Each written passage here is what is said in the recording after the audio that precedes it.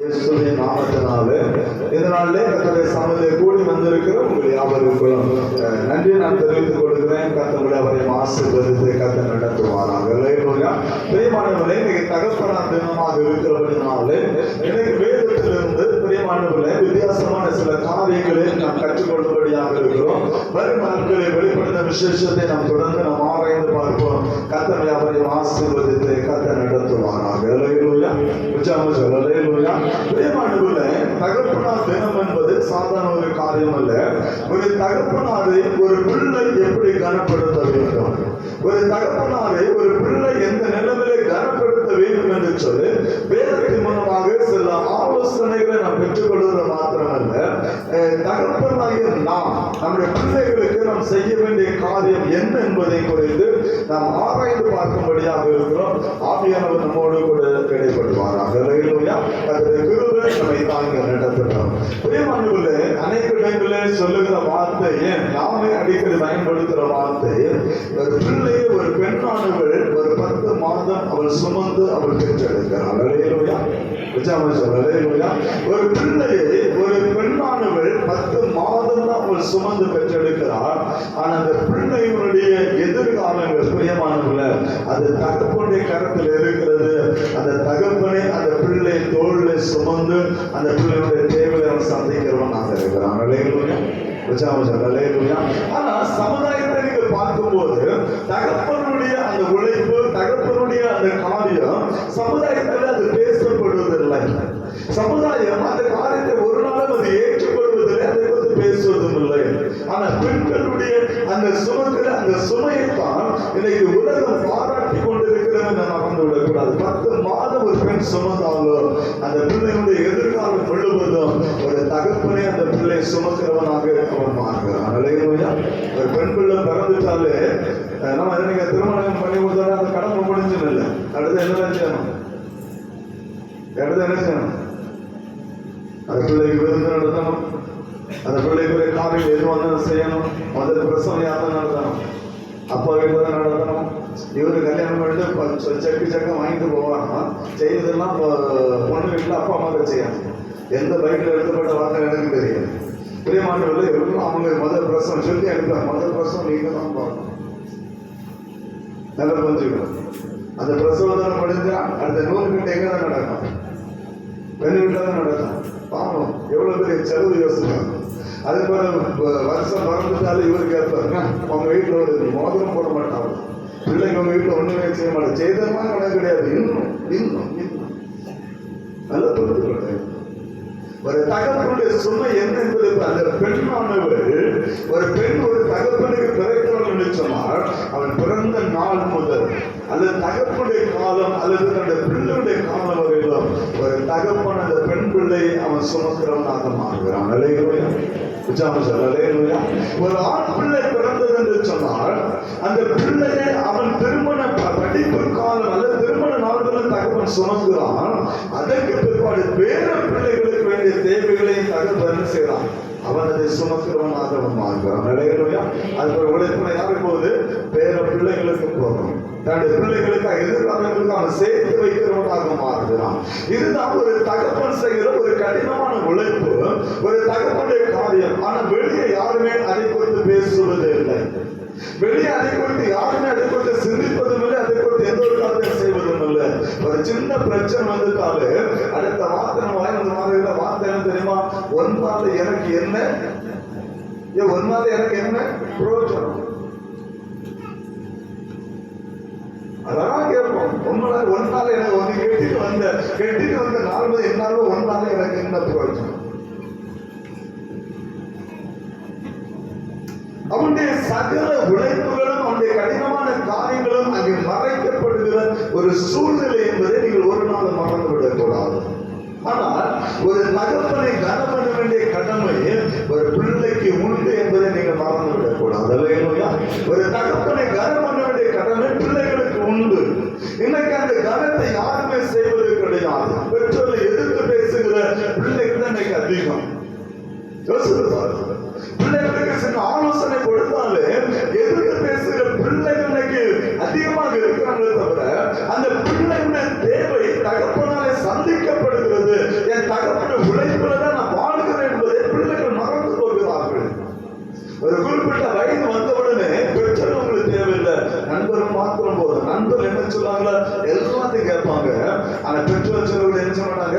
கேட்க மாட்டாங்க.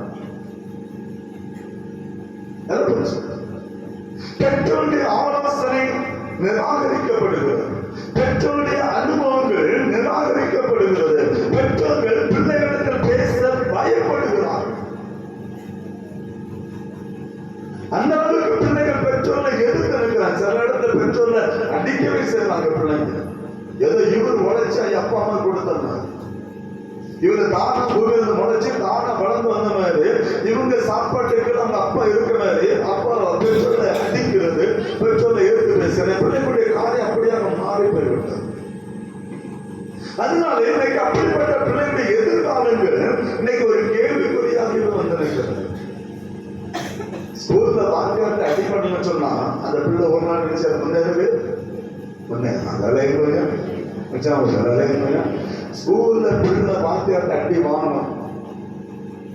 வாத்தியார் அடிச்சானா பிள்ளை நீங்க வக்காலத்து வாங்க போறாதீங்க. ஒரு பிள்ளை நீங்க சீரழிக்குன்னு அர்த்தம். பிள்ளைங்க அடி வாங்கட்டும். ஏன் அப்போ சேர்ந்தா தண்டனை கொடுத்தான். பிறப்பை கையாண்டவன் தன் மகனை பகைக்கிறான். பிறந்த கையான் சின்ன வயசுல அதை கையாளும். சின்ன வயசுல செல்லம் கொடுத்து வளர்த்துட்டு வளர்ந்த பிற்பாடு இந்த முருகக்கு நாள் ஒரு நாள் நிற்காங்க. என்னுடைய பிள்ளைங்க 2 பேரும் என்னால கை நின்றது கிடையாது. ஆனா என் பார்வையில என் பிள்ளைங்க நிற்கும். அதே ஒரு பார்வை மட்டும் பார்த்து அவருக்கு தெரியும் அப்பாவுடைய பார்வை வித்தியாசப்படுது, நம்ம எங்கேயோ தவறு செய்திருக்கிறது பிள்ளைகள் புரிந்து விடுவாங்க. ஏன்னா அடிச்சடிச்சு பழகிட்டோம்னா என்ன ஒரு சேர ஒரு அடி தானே கிடைக்கும், என்னைக்காவது ஒரு நாள் வச்சு கொடுங்க. அது அவங்களுக்கு கஷ்டமா இருக்கும். அப்பா அடிப்பாங்க பயம் இருக்குது. அப்பா அடிச்சோம்னா அது பிரயோஜனம் இருக்காது. பிள்ளைகளை வளர்க்க வேண்டிய விதத்தில் நாம் வளர்க்க வேண்டும். அதே முறையா அதே முறையா அதுதான் வேறு நம்ம கற்றுக் கொடுக்கிற காரணம். ஏன்னா நம்ம வேறு பிரிக்கப்பட்ட ஜனம். நாம் உலகத்தோடு வாழுகிற ஜனம் இல்லை. மற்ற மக்கள் வாழுகிறது போல வாழும்படியாக நீங்களும் நானும் தேர்ந்தெடுக்கப்படவில்லை. நாம் வேறு பிரிக்கப்பட்ட ஜனம். ஆண்டவர் சொல்லும் போது இந்த உலகத்தில் கர்த்தர் பிரித்தெடுத்து வைத்திருக்கிறார். நீங்கள் என்னால் தெரிந்து கொள்ளப்பட்ட ஜனம் என்று கர்த்தர் சொல்லுகிறார். அந்த ஜனம் இஸ்ரவேல் ஜனமாக இருந்தது ஆரம்ப நாட்கள்ல. அந்த ஜனத்துக்கு கர்த்தர் 10 கட்டளைகளை கொடுக்கும் போது ஒரு கட்டளை கர்த்தர் கொடுக்கிறார். யாத்திராகமம் 20ஆம் அதிகாரம் 12வது வசனத்தை வாசிக்கலாம். உன் தேவனாகிய கர்த்தர் உனக்கு கொடுக்கிற தேசத்தில் உன் நாட்கள் நீடித்திருப்பதற்கு உன் தகப்பனையும் உன் தாயையும் கனம் பண்ணுவாயாக. நீ வாழ்கிற தேசத்துல ஆண்டவர் இஸ்ரவேல் ஜனங்களுக்கு கத்த கொடுத்த ஒரு மகிமையான ஒரு காரியம் என்னவென்று சொன்னா, நீ வாழ்கிற தேசத்துல அல்லது நீ வாழ போற இந்த கானான் தேசத்துல உன்னுடைய ஆயுசு நாட்கள் நீடித்திருக்க வேண்டும் என்று சொன்னால், நீ அதிக நாள் நீ ஜீவனோடு வாழ வேண்டும் என்று சொன்னால், முதலாவது உன் தாயை உன் தகப்பனை நீ கனம் பண்ண கற்றுக்கொள்ள வேண்டும் என்று சொல்லி கற்றுக் கொடுக்கிறார். ஒரு தாயின் தகப்பனை கனம் பண்ணுகிற பிள்ளைகளாக நீங்கள் மாற வேண்டும். அப்பொழுதுதான் நம்முடைய ஆயுசு நாட்கள் பெருகும். நம்முடைய நாட்களை கத்த நீடித்திருக்க அவர் பண்ண ஒரு வல்லமுள்ள தேவனாக இருக்கிறார். ஏன்னு சொன்னால் தகப்பனுடைய ஆலோசனை தீமையான வழிகளுக்கு நம்ம விலைக்கு பாதுகாக்கும். தகப்பன் அந்த அனுபவத்திலிருந்து அவன் என்ன செய்கிறான்? அவன் ஆலோசனை கூறுகிறான். அனுபவத்திலிருந்து நமக்கு கற்றுக் கொடுக்கிறான். அந்த காரியத்தை தகப்பனை கனம் பண்ணு அவன் கற்றுக் கொடுக்கிற அந்த வார்த்தை நம்ம செவி கொடுப்போம் சொன்னான். கர்த்தர் நிச்சயமாக நம்மை ஆசீர்வதிக்க அவர் வல்லமுள்ள தேவனாக இருக்கிறார். அப்படிப்பட்ட பிள்ளைதான் உலகத்துல அது ஆசீர்வதிக்கப்பட்ட பிள்ளையாக இருக்கு. அந்த பிள்ளைகளுடைய காரியம் மேன்மை உள்ளதாக வேதம் நம்ம கற்றுக் கொடுக்கிற ஒரு காரியம். இன்னைக்கு நாம் எப்படி வளர்ந்து கொண்டு இருக்கிறோம்? அந்த பெற்றோர் இன்னைக்கு நம்ம கனப்படுத்துற பிள்ளைகளாக இருக்கிறோமா? நம்ம சின்ன பிள்ளைங்களை மட்டும் நம்ம சொல்லக்கூடாது.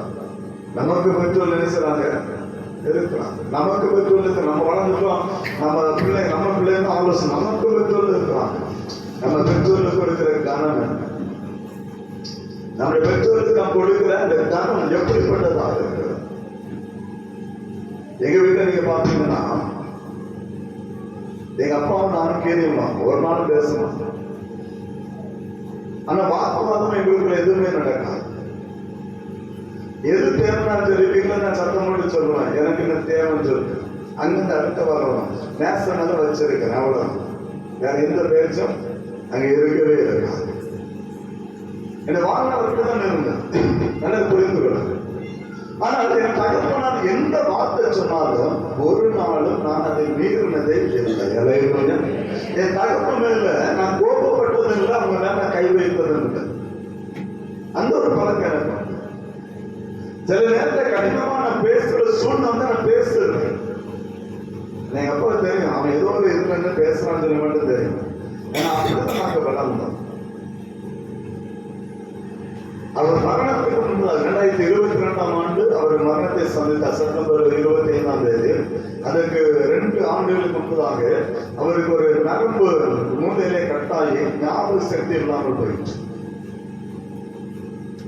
அப்பப்போ ஞாபகம், அடுத்த நிமிஷம் என்ன நடக்கும் அவருக்கு தெரியும். அந்த ஞாபகத்தை அந்த நரம்பு கட்டாயி ஹாஸ்பிட்டல் அட்மிட் ஆயிருந்தாங்க. அந்த டைம்ல எங்க அப்பா ஒரு டிரைவர் அவரை கொண்டு சேர்த்து ஒரு ஆட்டோ டிரைவர் சொன்ன ஒரே ஒரு காரியம் தெரியுமா, என் மூத்த மகனுக்கு மட்டும்தான் தகவல் கொடுக்கும்.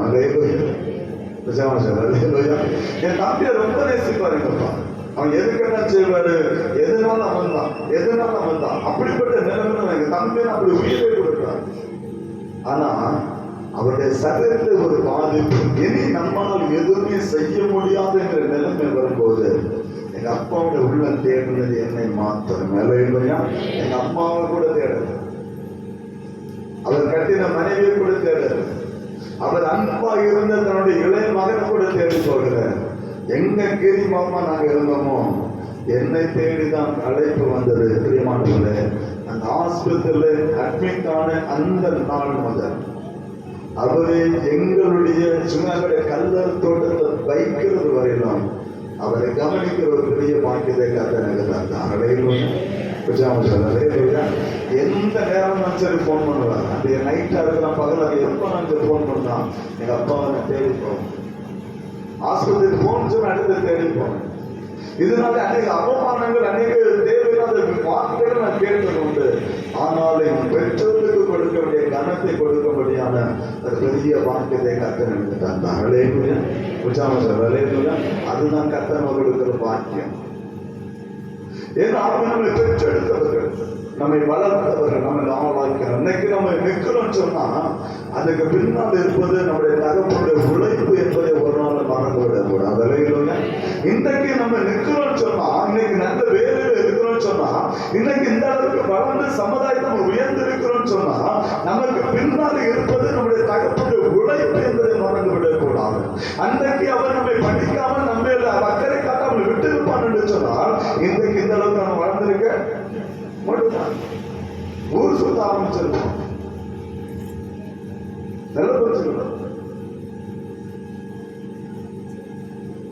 மனிதனுடைய நிலம் அதுதான். எனவேதான் ஆண்டவர் சொன்னாரு, முதல்ல உன் தகப்பனை தாயின் காரணம். நீங்க அதுக்கு முன்னோட கற்பனை தான் பாத்தீங்கன்னா அது அவருக்காக அவர் சொன்ன காரியம். என்னென்று உனக்கு வேறு தேவர்கள் முன்னேற்க வேற சொர்க்கத்தை வழங்கக்கூடாது, பரிசுத்த ஓய்வுனால பரிசுத்தம் ஆசிரியன்னு சொல்லி இந்த 3 கட்டளை அவருக்காக அவர் சொன்ன பிற்பாடு நமக்காக அவர் எழுதும் போது முதலாவது சொன்ன வார்த்தை உன் தகப்பனை தாயின் காரணம். அதுதான் கர்த்தர் முதலாவது கொடுத்தான். எனவே நம்முடைய தாயின் தகப்பனை கனம் பண்ண வேண்டிய கடமை நமக்கு உண்டு. அதை நாம் செய்ய மறந்துவிடக் கூடாது என்று சொல்றேன்.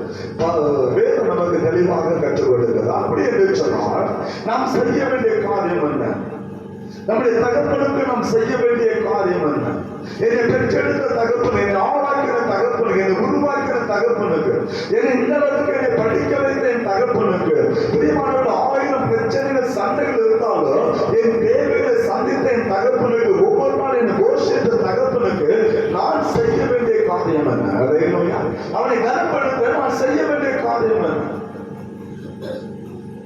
முதலாவது வேதம் சொல்லுகிறது, வாசித்த வேத பகுதி பிரியமான நீதிமன்ற 4வது அதிகாரம் 1வது வசனத்தை வாசிக்கலாம்.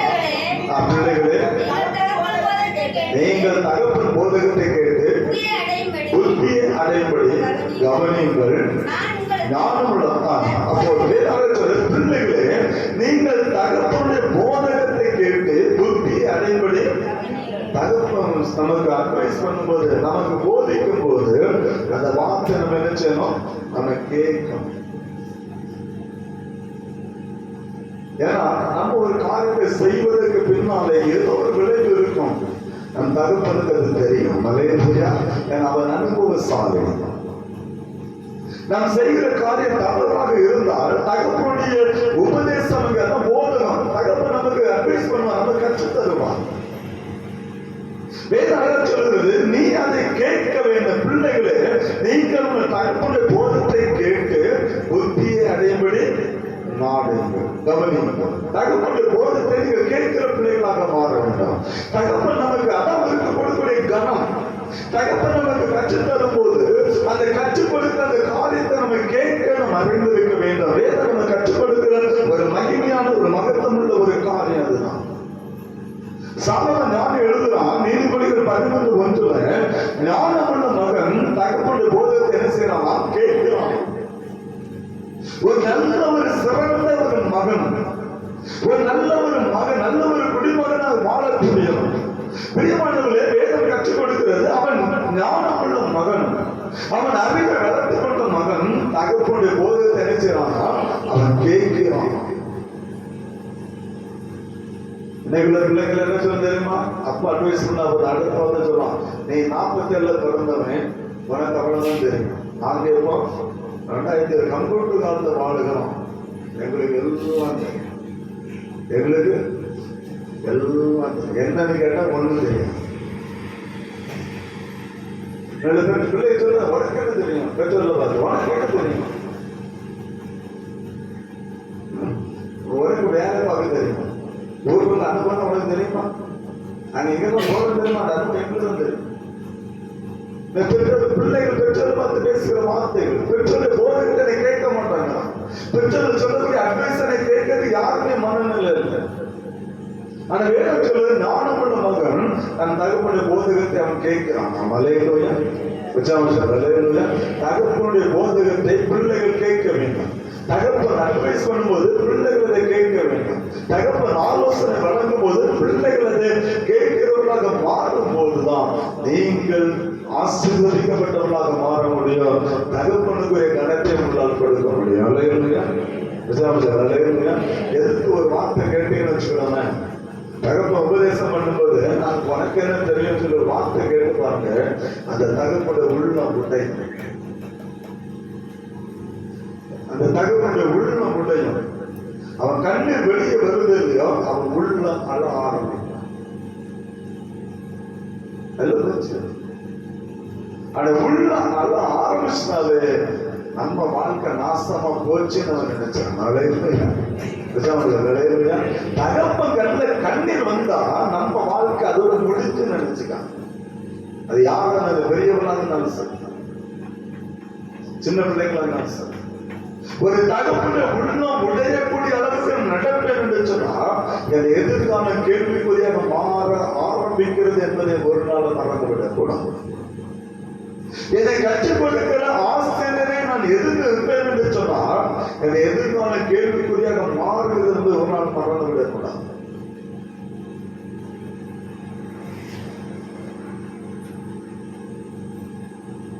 வேதம் கற்றுக் கொடுக்கிற காரியம் நீங்க மற்ற 21வது அதிகாரம் 28, 29, 30 வசனத்தை வாசிக்கும் பொழுது ஒரு தகப்பனுக்கு ஒரு தோட்டம் இருந்தது. ஒரு நல்ல ஒரு தோட்டம். அவனுக்கு 2 பிள்ளைகள் இருந்தார்கள். பிள்ளைகளுக்காக அவன் தோட்டத்தை சம்பாதித்து வைத்தான். தகப்பன் பிள்ளைக்கு சேர்ந்த கணக்கை அவன் செய்து விட்டான். எல்லாத்தையும் சேர்த்து வைத்தான். ஒரு நாள் தகப்பனுக்கு உடம்புக்கு முடியல. தகப்பன் மூத்த மகன் பார்த்து கேட்கிறான், என்ன கேட்டான்? மொத்த மகன் என்ன சொன்னான்? வேலை செய்யலாம் என்ன சொன்னான்? நல்ல புரிஞ்சுக்கணும். மூத்த மகன் சொல்லிட்டான். அப்பா சொல்றது, எனக்கு முடிய உடம்பு முடியல, தோட்டத்துல தண்ணி பாய்க்கணும், தோட்டத்துல திராட்சை தோட்டம் நின்று இருக்கிறேன், தண்ணி இல்லைன்னா அது பாடி போகும், அது அழிந்து போகும். எனவே அது தோட்டத்தை நீ கவனிச்சு கொஞ்சம் தண்ணி பாய்ச்சிட்டு சொல்லி அனுப்புறாரு. தோட்டத்தை யாருக்கா சம்பாதிச்சா? பிள்ளைகளுக்காக என்ன செய்வாரு? சம்பாதிச்சிருக்காரு. தோட்டத்தை அப்பா கொண்டு போகிறதில்லை, பிள்ளைகளுடைய பங்கு, அப்பா சேர்த்து வைத்த பங்கு. அதை கவனிக்கும்படியாக பிள்ளைகளிடத்தில் அப்பா மூத்த மகன் சொல்றாரு. அவன் சொன்னா, எப்ப நான் போறேன்னு சொன்னான். ஆனா அவன் என்ன செய்ய போகவே இல்லை. நண்பர்களோடு சேர்ந்து ஊர் சுத்த ஆரம்பிச்சான். இளைய மகன் வருகிறான். இளைய மகனை பார்த்து ஆண்டவர் சொன்னார். அப்பா சொல்றாரு,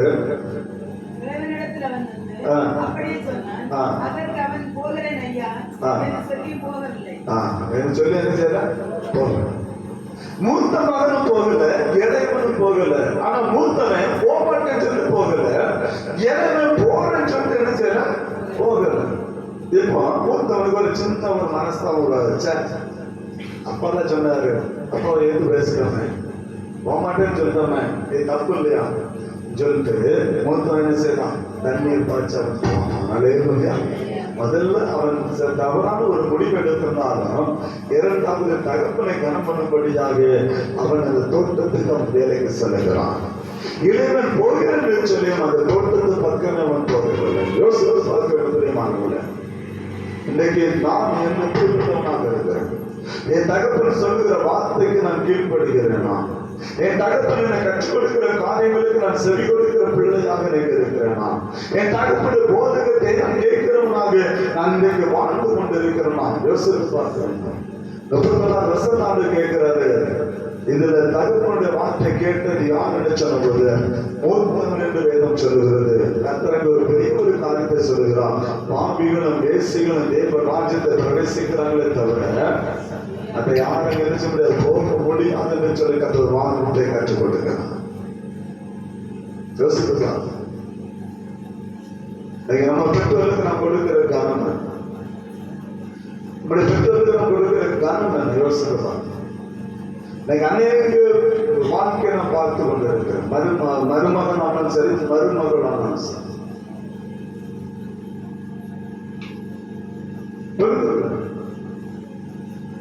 இன்னைக்கு மருமகள் வந்த உடனே இங்க ஒரே பிரச்சனை வருவான்.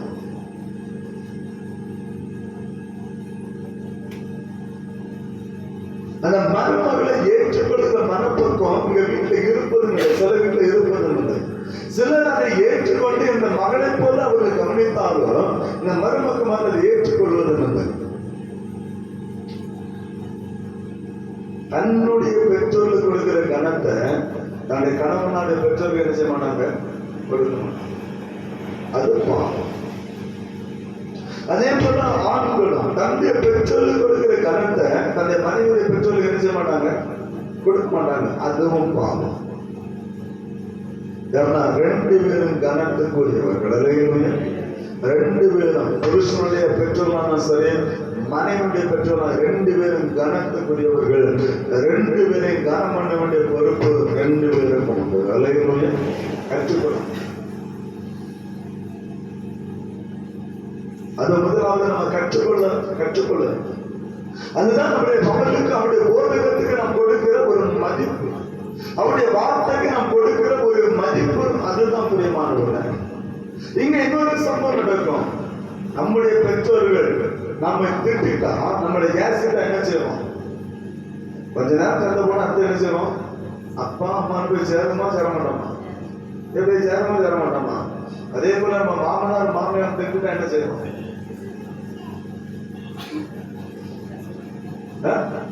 அந்த அளவுக்கு நம்ம சேரணுமா. நம்ம பெற்றோருக்கு நம்ம கொஞ்ச நேரம் போய் சண்டை போட மாதிரி ஒரு நாள் ரெண்டு நாள் பேச மாட்டோம், 3 நாள் அம்மா அப்பான்னு மத்தி அடி போகுது. அப்ப தூர இடத்துல ஒரு போன் பண்ணி ஒரு வார்த்தை, நான் தான் போகாம இருக்க, நீங்க ஏன் பேச மாட்டேறா, கேட்கணும் இருக்கு இல்லையா, கேட்கணும் இருக்கு இல்லையா. இதே வார்த்தையா மாமியாருக்கு அவங்க ஒரு வார்த்தை சொன்னா ஏன் நம்ம அதுக்கு கீழ்ப்படிய மாட்டேங்கிறோம். அன்னைக்கு வர சண்டை தான், காலம் ஃபுல்லா சண்டை. நமக்கு பேர் என்ன, கிறிஸ்தவர்கள். இன்னைக்கு பெற்றோருக்கு நம்ம கொடுக்கக்கூடிய அந்த கணத்தை நம்ம கொடுக்கிறோம். அவங்க போதகத்துக்கு நம்ம செவி சாய்க்கிற பிள்ளைகளாக இருக்கிறோம். இரண்டாவது நம்ம பார்க்கும்போது பிள்ளைகள் பெற்றோர்களை சந்தோஷப்படுத்துகிற பிள்ளைகளாக இருக்காங்க. பெற்றோருடைய உள்ள சந்தோஷப்படணும். சாலமோன் எழுதணும் பாருங்க, நீதிமொழிகள் 10வது அதிகாரம் 1வது வசனத்தை வாசிக்கலாம். ஞானமுள்ள மகன் தகப்பனை சந்தோஷப்படுத்துகிறான், தாய்க்கு சஞ்சலமாக சொல்லுகிற ஞானமுள்ள மகன் தகப்பனை சந்தோஷப்படுத்துகிறான். உன் மகன் பிறந்தால் தகப்பனுடைய உள்ள சந்தோஷப்பட வேண்டும். மகனுடைய நற்கிரியைகள், அவனுடைய வாழ்க்கை, அவனுடைய பிரியமான படிப்பு, அவனுடைய எல்லா காரியத்தையும் கண்டு தகப்பனுடைய உள்ள சந்தோஷம்.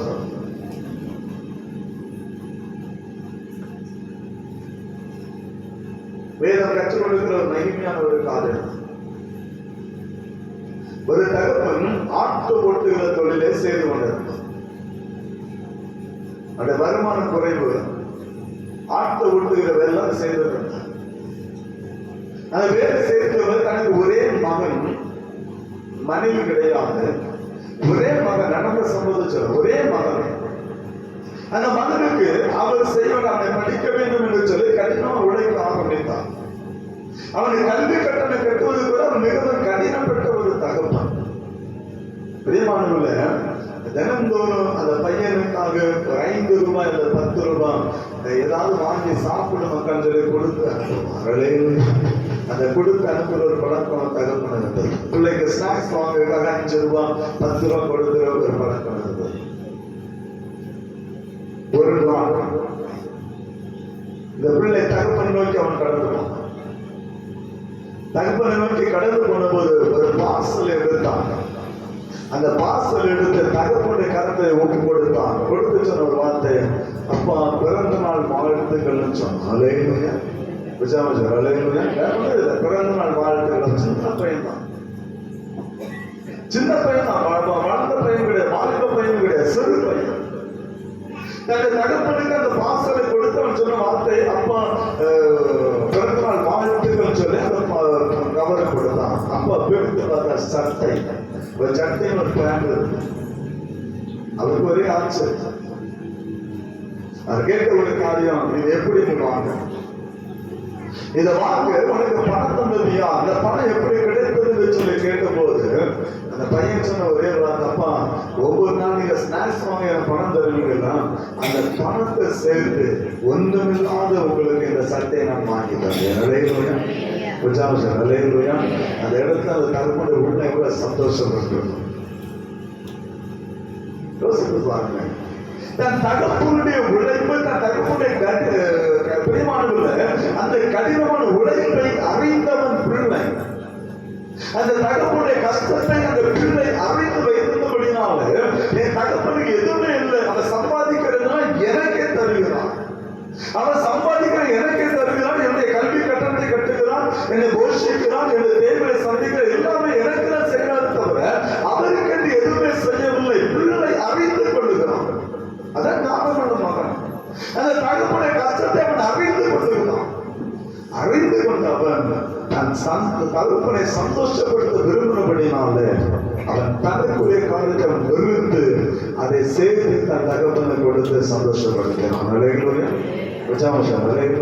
அதான் வேணும், ஞானமுள்ள மகன் தன் தகப்பனை சந்தோஷப்படுத்தினான். ஞானமுள்ள மகன் தன் தகப்பனை அவன் சந்தோஷப்படுத்துறவனாக இருக்கிறான். எத்தனை பேருக்கு தெரியும் உங்க தகப்பன் அல்லது தாயுடைய பிறந்த நாள் டேட்? எத்தனை பேர் நீங்க பிள்ளைங்க நான் சொல்றேன், நம்ம சில சம்பாதிக்கிறோம். எத்தனை பேர் நம்ம பிள்ளைகள் நம்ம தகப்பனுடைய பிறந்த நாள் கொண்டாடி இருக்கிறோம்? சொல்ல முடியும்? நண்பன் சொன்னா கையில கிடக்கவே கொண்டு போயிடும். எவன்டையாவது கடை வாங்கியாவது சேர்த்து வச்சு ஒரு கேக் வாங்கி நினைச்சிடும், வெட்டுறோம். நண்பனா வெட்டுறோம். கடை வாங்கி எடுத்து அதை வெட்டி தீர்த்து அங்க எல்லாத்தையும் முடிச்சிடணும். நண்பன் இல்லையா? தகப்பனோட நண்பன் விரும்பும் இல்லையா? ஏன்னா அவன் தான் நம்ம வளர்த்தவன், அவன் தான் நம்ம போஷித்தவன். ஒவ்வொரு நாள் நமக்கு கண்ணோட உழைத்தவன் நண்பன் தானே. நம்முடைய தேவை நம்ம நண்பன் அப்பா இல்லையே. எனக்காவது தகப்பனோட சேர்ந்து ஒரு பிறந்த நாளை கொண்டாடி இருக்கிறோமா? அல்லது தகப்பனை சந்தோஷப்படுத்த ஒரு காரியத்தை அவனை செய்து கொடுத்திருக்கிறோமா? யோசித்து பார்க்கலாம். ஞானமுள்ள மகன் தன் தகப்பனை அவன் சந்தோஷப்படுத்துகிறான். ஏன்னா பைபிள்ல சாலமோனான அனுபவம் உள்ளது. அவன் எழுதுறான், நீதிமொழிகள் 30வது அதிகாரம் 11வது வசனத்தை எழுதுறான், தங்கள் தகப்பனை சபித்தும் தங்கள் தாயை ஆசீர்வதியாமலும் இருக்கிற சந்ததியா உண்டு. தன் தகப்பனை சபித்தும் தன் தாயாரை ஆசீர்வதியாமல் போகிற சந்ததி இன்றைக்கு பூமியில் இருந்து கொண்டுதான் இருக்கிறது. வேதத்தை நாம் திரும்பி அப்பா அம்மா வந்து கேட்கிறான், பிள்ளை கேட்கிறான், நீ எதுக்கு என்ன பெத்தன்னு கேட்கிறான்.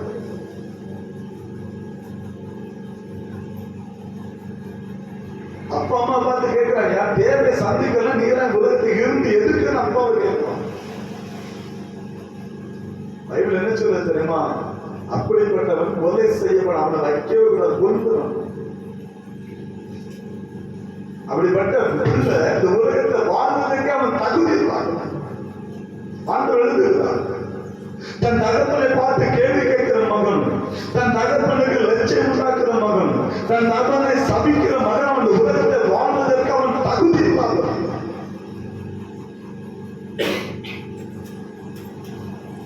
ஒரு 3 வசனத்தை வாசிக்கலாம். யாத்திராகமம் 24 அதிகாரம் 15வது வசனம். யாத்திராகமம் 24:15 என்ன சொல்லுது? தன் தகப்பனையாவது தன் தாயாவது சபிக்கிறவன், அடிக்கிறவன், தன் தாயின் தகப்பனை அடிக்கிறவன் உலகத்தை வாழ்ந்துக்கான தகுதி இல்லாத. நான் பெரிய ஆள், தகுதியே இல்லை, உலகத்தை வாழவே தகுதி. அப்பாவை அம்மாவை அடிக்கிற பிள்ளைகளாக வேதத்தில் அப்படிப்பட்ட கொலை சமயம் உலகத்தில் இருக்க கொண்டு நான் கற்றுக் கொடுக்கிறேன். இஸ்ரவேல் ஜனங்களுக்கு கொடுக்கிறேன். அடுத்து என்ன சொல்றது? 7வது வசனம். தன் தகப்பனையாவது தன் தாயாவது சபிக்கிறவன். அது 7வது வசனத்துல தன் தகப்பனை தாயை சபிக்கிறவன் அவன் இந்த உலகத்தை வாழ தகுதி இல்லாத. நம்ம நினைக்கிறோம், நான் சாதிச்சிட்டேன், எங்க அப்பாவை விட்டு நண்பன் எல்லாம் சொன்னான், எங்க அப்பா அம்மா விட்டு கொடுத்தான் பாரு கொடை, எங்க அப்பா அப்படி ஆடி பண்ணிட்டார். பைபிள் சொல்றது நீ வாழவே தகுதி இல்லாமல் பைபிள் சொல்றது. அப்படிப்பட்ட கொலை செய்யப்படும் அவன் உலகத்தை இருக்க அவன் தகுதி இல்லாமல். 3வது உபாகம் 27வது அதிகாரம் 16வது வசனம். உபாகம் 27:16. தன் தகப்பனையும் தன் தாயையும் தூஷிக்கிறவன் அவன் சபிக்கப்பட்டவன் என்பார்களாக. ஆமென். அப்படியே ஆகட்டும் சொல்றேன். அந்த சொல்ற அவன் சபிக்கப்பட்டவன், தூஷிக்கிறவன், தன் தகப்பனை தாயும் தூஷிக்கிறவன், தூஷணமான வார்த்தைகளை பேசி திட்டுகிறவன், தன் தகப்பனை கெட்ட வார்த்தைகளை பயன்படுத்துகிறவன், தன் தகப்பன் இருந்தாலும் தன் தாய்க்கு தூஷணமான வார்த்தை பேசுறவன் சபிக்கப்பட்ட அந்த உலகத்தை வாழவன் தகுதி இல்லாதவன். அதான் நான் சொன்னான், ஞானம் உள்ள மகன் தகப்பனை சந்தோஷப்படுத்துகிறான். அல்லேலூயா. என்னால என் தகப்பனை உள்ள சந்தோஷப்படும். அவனை சபிக்க கூடாது, அவனை அழிக்க கூடாது, அவனை தூஷிக்க கூடாது. அப்படிப்பட்ட செயல் எனக்கு இருக்குமானால் ஒன்று நான் இந்த உலகத்தை வாழ தகுதி இல்லாதவன் என்று புரிந்து நாம் ஏதோ நம்ம கற்றுக் கொடுக்கிறவர்களாக. 3வதாக தகப்பனை தாயை கொள்ளையிடாது. பைபிள் அழகா சொல்லுது, தகப்பனை தாயை கொள்ளையிடாது. நீங்க அநேக இடங்களை பார்க்க மாட்டீங்க. வீட்டுல மேக்சிமம் சண்டை எதுக்குதான் வரும்? சொத்துக்காக என்ன செய்யும்? சொத்தை பிரிச்சு கொடுத்துட்டா தகப்பன் தெருவில் இருப்பார். நான் உழைப்பும் அந்த ரத்தத்தை வேர்வையா சிந்தி சம்பாதித்து அந்த சம்பாதித்த ஒரு வீட்டை தகப்பன் கட்டி வைத்திருப்பார். அந்த தகப்பனுடைய சொத்துக்காக திருமணம் ஆன பிற்பாடு ஒரு பெரிய ஒரு சண்டை பிற்பாடு சொத்தை பிரிச்சு எடுத்துட்டு தகப்பன் எங்க இருப்பார் தெரியுமா? வாடகை வீட்டில் இருப்பார். நமக்கு சாபம் என்பதை நீங்கள் புரிந்து கொள்ள மாட்டேன். அது நமக்கு சாபம்.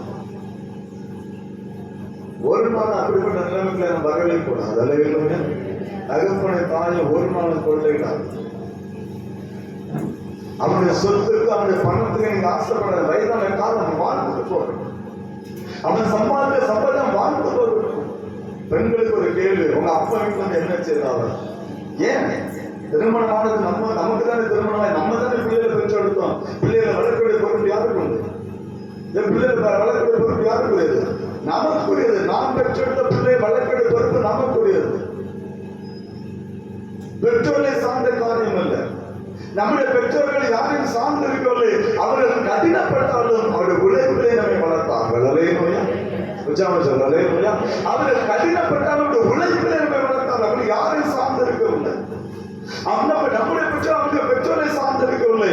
அவருடைய உழைப்பிலே நம்மை வளர்த்தார்கள், நம்ம ஆளாக்கிறார்கள். ஆனா இன்னைக்கு என்ன தெரியுமா, ஒரு ட்ரெண்டை நம்ம உருவாக்கி வச்சிருக்கிறோம். பெற்று பொழுது நம்ம வளர்க்க வேண்டியது யார் வளர்க்கணுமா? அப்பா தான் அம்மையை வளர்க்கணும். நம்ம வளர்த்து பட்டு பார்ப்பதா? நம்மளை உருவாக்கி நம்ம அவங்களுக்கு கொடுத்த கனத்தை கொடுத்துட்டோமா? அவங்களை செய்வதை கடமை நம்ம செய்யலையே. ஆனா இன்னைக்கு நம்ம பெற்ற நம்முடைய பிள்ளைகளை பெற்றோர் வளர்க்க வேண்டும் என்று சொல்லி எத்தனை வீட்டுல சண்டை நடக்கு தெரியுமா? உங்க வீட்டுல என்ன செய்தாலும் உங்க வீட்டுல என்ன செய்தாலும் ஏன் செய்யணும்? தகப்பனை தாயை கொள்ளை அது இலையிலும் சொல்லுகிறது. வாசிக்கலாம். நீதிமொழிகள் 28வது அதிகாரம் 24வது வசனம்.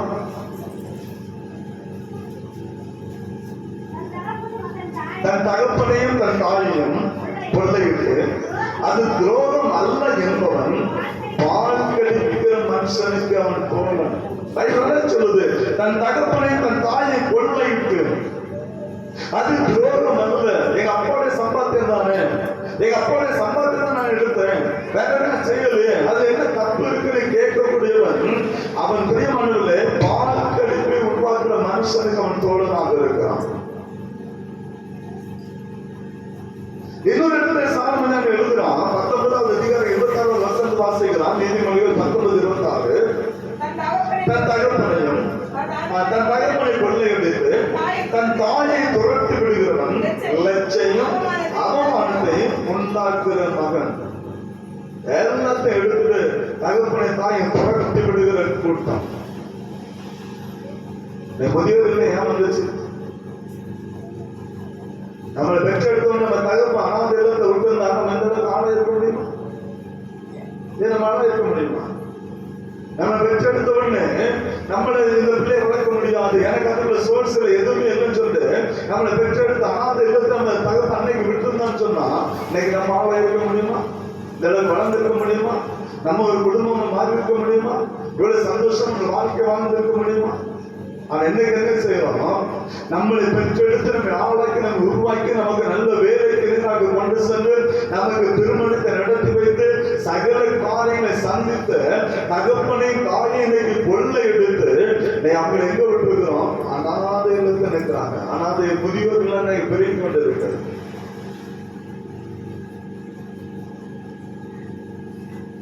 யோசிப்பார். அப்பாவோட சொத்து வேணும், கொள்ளை விடுறோம். அப்பா சம்பளத்தை எல்லாம் வேணும், ஆனா அப்பா மட்டும் வேண்டாம்.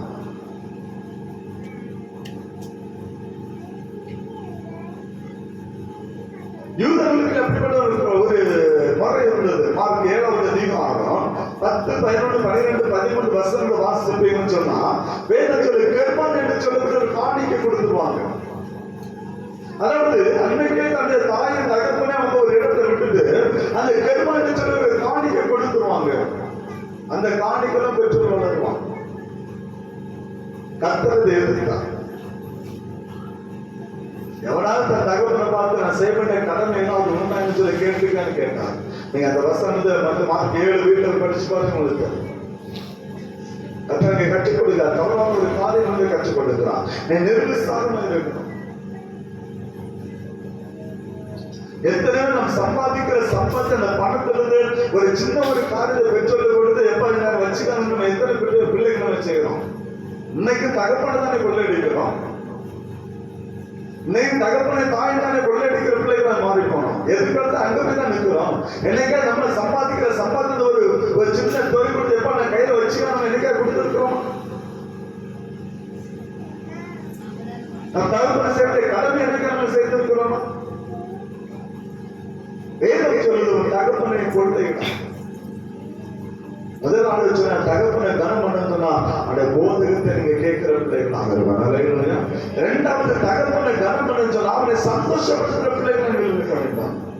மூன்றாவது நீங்க தகப்பனை கனப்படுத்தணும் சொன்னா அவனை கொள்ளையினாக விடுங்க. உங்களுடைய வருமானத்தை ஒரு சின்ன பங்கு கொடுத்து பாருங்க, அது உங்களுக்கு ஆசீர்வாதமாக இருக்கும். அல்லேலூயா. அதுதான் உங்களுக்கு ஆசீர்வாதமாக. தகப்பன் தாய் கொள்ளையிடாங்க. வயதான காலம் அவர் சம்பாத்தி அவங்களோடு கூட இருக்கட்டும். மரித்த பிற்பாடு என்ன பண்ண அதை பிரிச்சு எடுத்துக்கலாம். வாழ்க்கை அவன் சந்தோஷமா இருக்கலாம்.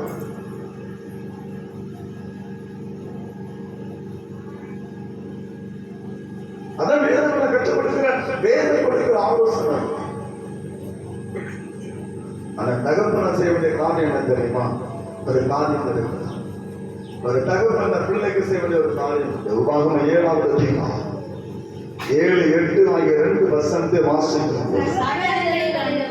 நீங்கள் திரட்சியான ஜனம் என்று கர்த்தர் உங்கள் பேரில் அன்பு வைத்து உங்களை தெரிந்து கொள்ளவில்லை. நீங்கள் 7, 8 வசனம். அதான்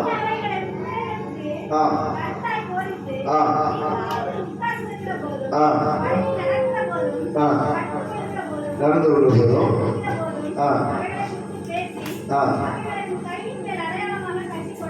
கற்றுக்கொள்வார். சொல்லுது ஒரு தகப்பன் பிள்ளைக்கு சேர்ந்த காரியம் தெரியுமா? அவன் படுத்திருக்கும் போதும் தேவனை பற்றி அவன் கற்றுக் கொடுக்க வேண்டும். அல்லேலூயா. அவன் எங்க பிரயாணத்தில் இருந்தாலும் ஆண்டவரை பற்றி அவன் கற்றுக் கொடுக்க, தேவனை பற்றி அவருடைய வழிகளை பற்றி தன் பிள்ளைகளுக்கு கற்றுக் கொடுக்க தகப்பன் கடமைப்பட்டவனாக இருக்கிறான். பிள்ளைகளுக்கு அதை கற்றுக் கொடுக்க வேண்டும். சிறு பிராயத்திலிருந்து இந்த ஆண்டவருடைய வழிகளை பிள்ளைகளை கற்றுக் கொடுக்க வேண்டும். தேவன் யார் என்பதை குறித்து கற்றுக் கொடுக்க. அதை என்ன சொல்லுது? படுத்தாலும் சரி, எழும்பினாலும் சரி, நின்றாலும் சரி, உட்கார்ந்தாலும் சரி, நடந்தாலும் சரி, எப்படிப்பட்ட நிலம் இருந்தாலும் சரி, ஆண்டவரை குறித்து அவருடைய வசனத்தை குறித்து உங்க பிள்ளைகளுக்கு நீங்கள் போதிக்கிறவர்களாக மாற வேண்டும் என்று சொல்லி அந்த வேதம் நமக்கு தெளிவாக சொல்லுகிற ஒரு காரியத்தை அறிந்து கொள்ள முடியும். பெற்றோரை நாம் அதை செய்ய வேண்டும். பிள்ளைகளுக்கு தேவனை பற்றி கற்றுக் கொடுக்க வேண்டும். அவருடைய வழிகளை குறித்து கற்றுக் கொடுக்க வேண்டும். அதுவே நம்ம ரோல் மாடலாக நம்ம இருக்க கற்றுக்கொள்ளும் போது நம்முடைய பிள்ளைகள் ஆண்டவரை அறிந்து கொள்ளும். நம்முடைய பிள்ளைகள் நம்மை கனப்படுத்துகிற பிள்ளைகளாக மாறுவார்கள். அதுதான் நம்ம கற்றுக் கொடுக்க ஒரு காரணம். எனவே பிள்ளைகள் பெற்றோரை கனம் கர்த்தருக்கு உங்க பெற்றோருக்கு கீழ்ப்படுகிற பிள்ளைகளாக மாறும். அதே போதியத்தை கவனிக்கிற பிள்ளைகளாக மாறும். தகப்பனை சந்தோஷப்படுத்துகிற பிள்ளைகளாக நீங்கள் மாறும். ஒரு நாள் தகப்பனை கொள்ளையடிக்காத பிறகு உங்களுடைய சம்பாத்தியத்திலிருந்து ஒரு சின்ன பங்கை கொடுத்து பாருங்கள். அதுவே தகப்பனை உள்ளத்தை கனப்படுத்துகிற ஒரு காரியமாக இருக்கும். என் தகப்பனை கனம் பண்ணும் போது கர்த்தர் என்னை ஆசீர்வதிக்க வல்லமையுள்ள தேவனாக இருக்கிறார். என் தகப்பனை கனம் பண்ண கற்றுக்கொள்ளும் போது, என் தகப்பனுக்கு நான் செய்ய வேண்டிய கடமை நான் செய்ய கற்றுக்கொள்ளும் போது என் ஆண்டவர் என்னை ஆசீர்வதிக்க வல்லமையுள்ள தேவனாக இருக்கிறார். ஏன்னா அவர் ஒவ்வொரு நாளும் ஒரு தகப்பனை போல நம்முடைய தோளில் சுமக்கிறார். அதே போல நம்முடைய தகப்பனுக்காக நம்மை தோளில் சுமக்கிறவர்களாக இருக்கும் போது, நம்மை சுமக்கிறவர்களுக்கு நாம் கொடுக்க வேண்டிய கனத்தை கொடுக்கும் போது கர்த்தர் நம்மை நிச்சயமாக ஆசீர்வதிக்க வல்லமையுள்ள தேவனாக இருக்கிறார். அப்படிப்பட்ட அந்த பாக்கியத்தை கர்த்தர் நாளிலே தரும்படியாக அவருடைய சமூகம் கர்த்தரை அவருடைய ஆசீர்வதித்து நம்மை நடத்துவாராக. ஆமென்.